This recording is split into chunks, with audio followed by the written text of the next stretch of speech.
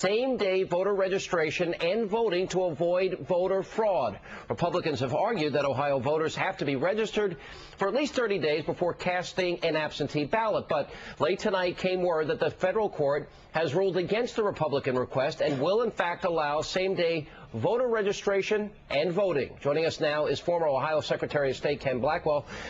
Ken, first of all, we know that Barack Obama not only represented legally this radical group, ACORN, a group that has been accused of fraud in how many states now, just this year alone, but also several. His campaign has paid $800,000 to this group.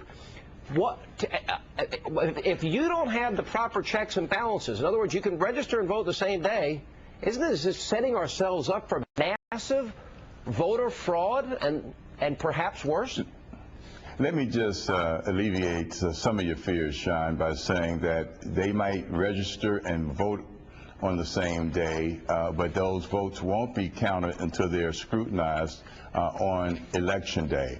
Now, you paint an interesting and accurate picture of a disturbing pattern of associations. So now it's not just ACORN, it's Bill Ayers, and it is Saul Alinsky, and we're not out of the A's yet. You know, that is a disturbing pattern. Alinsky, Ayers, ACORN, and here is a totally discredited organization that the Democrats in Congress were trying to funnel even more millions of dollars to.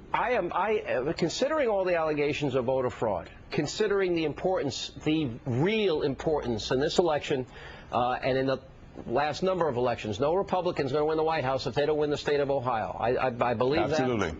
All right, so are we looking at an effort with Barack Obama funding associating with this radical group and this court ruling, the potential that there's going to be an attempt to steal the state of Ohio? Well, let me put it to you this way, Sean. In 2004, George Bush won Ohio by about 118,000 votes. If you had turned 60,000 votes, it would have been President Kerry. That's about 4 or 5 votes per precinct. This race is going to be just as close. And one of the most deadliest crimes against democracy is voter fraud.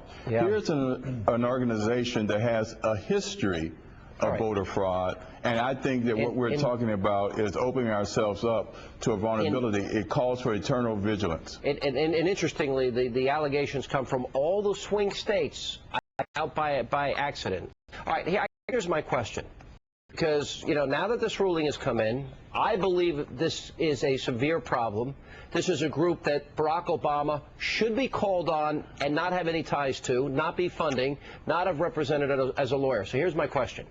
What can the people of Ohio do to combat this?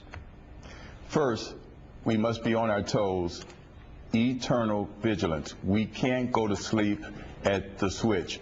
We have a bipartisan system made up of an equal number of Democrats and Republicans, and we must make sure that it works. You guys last night had on Senator Danforth.